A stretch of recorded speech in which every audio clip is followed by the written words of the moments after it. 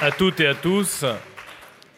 Au moment de prononcer le discours de clôture de notre congrès, je veux d'abord, à mon tour, avoir une pensée émue à celle qui, il y a 54 mois, alors qu'elle était déjà bien malade, est venue à la Mutualité avec nous, embrasser Jean-Louis Borloo qui avait su enfin nous rassembler, et qui, c'est le sentiment ou le ressenti que j'en ai eu ce jour-là, avait, par sa seule présence, par son parcours, sa dignité, sa force et sa faiblesse que la maladie lui imposait déjà, transmis une énergie, un espoir et une force terrible à notre famille politique.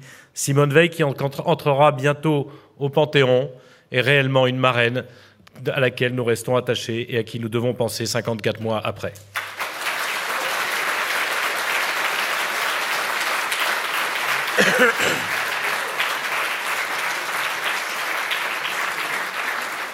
J'ai aussi naturellement une pensée pour notre président fondateur, Jean-Louis, qui m'a envoyé tout à l'heure un petit message, alors je l'ai rappelé, et qui vous embrasse tous. Il m'a dit « On ne peut pas dire que les médias aient beaucoup annoncé votre congrès, et comme là ça tournait en boucle, j'ai découvert que tu venais d'être réélu. Je te souhaite évidemment bon courage et surtout dis-leur mon admiration et mon amitié pour poursuivre notre combat commun. »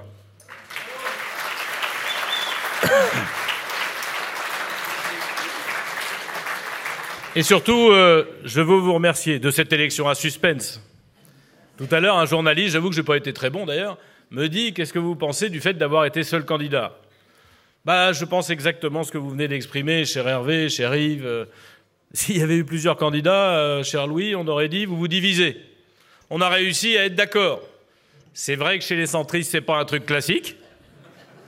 C'est vrai qu'on ne les a pas encore habitués. Mais puisqu'on a dit qu'on tournait et qu'on écrivait une nouvelle page, finalement, c'est pas en soi. Et je veux remercier les 9% qui ont choisi de voter blanc. Ça fait un peu moins africain ou soviétique que...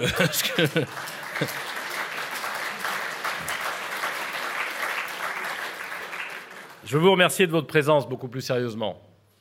Après les 10 à 12 mois que nous nous sommes infligés, pour l'élection présidentielle puis l'élection législative. Et je dis l'élection que nous nous sommes infligés, ou pardon, les mois que nous nous sommes infligés, parce que nous sommes les seuls responsables de ce qui nous est arrivé.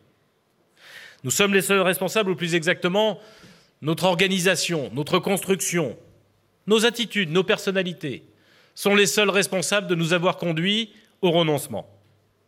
Le renoncement de porter une candidature à l'élection présidentielle, et qui, à partir du moment où nous avions accepté de nous mettre dans la roue de quelqu'un, fût-ce quelqu'un d'aussi proche que de nous, qu'Alain Juppé, à partir du moment où nous avions accepté de ne pas participer à cette élection, mais d'y assister, nous a condamnés à subir et à ne jamais être acteurs, à être spectateurs et à ne jamais avoir de choix, au point d'avoir, vous l'avez dit avec allusion ou parfois avec humour, comme Hervé Marseille tout à l'heure, au point d'avoir été conduit à soutenir un candidat parfois en rasant les murs, tant on découvrait de choses sur ce candidat, et tant le programme était finalement insuffisamment teinté de ce que sont nos valeurs.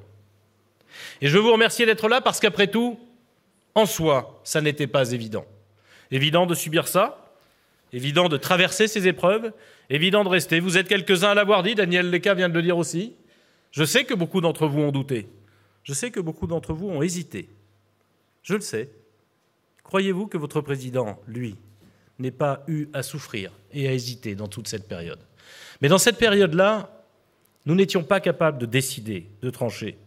Pas tant parce que je ne l'aurais pas été ou parce que vous ne l'auriez pas souhaité. Mais tout simplement, nous n'étions pas capables de le faire parce que nous étions bien trop divisés. Le rassemblement qu'avait construit Jean-Louis Borloo, une fois Jean-Louis parti, était en réalité bancal, parce que le président de l'UDI n'avait qu'une seule mission, faire plaisir à Jean, à Hervé, à Laurent, à Jean-Marie, à tel ou à tel. C'est-à-dire, surtout ne jamais prononcer une phrase qui puisse froisser l'autre.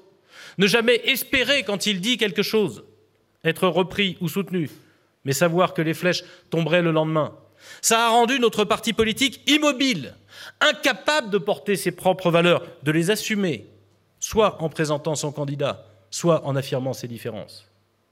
Et je veux commencer par là parce que je veux que nous gardions en mémoire ce que nous nous sommes infligés à nous-mêmes pour ne plus jamais recommencer les mêmes erreurs.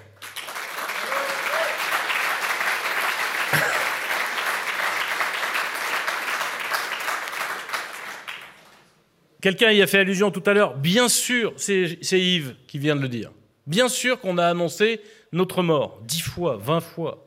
D'ailleurs, c'est devenu un marronnier dans la presse, dans le business médiatique, dont en réalité, le but n'est pas de montrer une information, mais de voir celle qui peut être vendeuse. Et dire que les choses vont bien ou que les choses progressent, ça n'est pas vendeur. Donc il faut expliquer qu'on meurt. Et depuis 54 mois, l'UDI est à peu près morte tous les mois. Et nous sommes encore là. Et j'annonce très franchement que je pense que nous serons là encore pour quelques années parce que la résistance dont vous avez fait preuve, la solidité et l'attachement à cette famille politique, y compris, chère Sophie, y compris pour beaucoup d'entre vous, les radicaux dont la majorité sont restés à l'UDI, y compris pour ceux qui étaient plutôt proches d'Hervé Morin, je pense à toi, Brigitte, et à beaucoup d'autres, qui avaient décidé de rester dans notre maison, de balayer les disputes, les acrimonies personnelles qui ont pu exister pour rester dans cette famille politique. Vous avez montré une solidité qui, au-delà des relations personnelles les uns avec les autres, a montré un attachement profond à des valeurs, à des combats et à des ambitions qui nous demeurent communes et qui font vivre l'UDI et qui la feront vivre demain, quels que soient les bruits médiatiques que vous entendrez à l'avenir.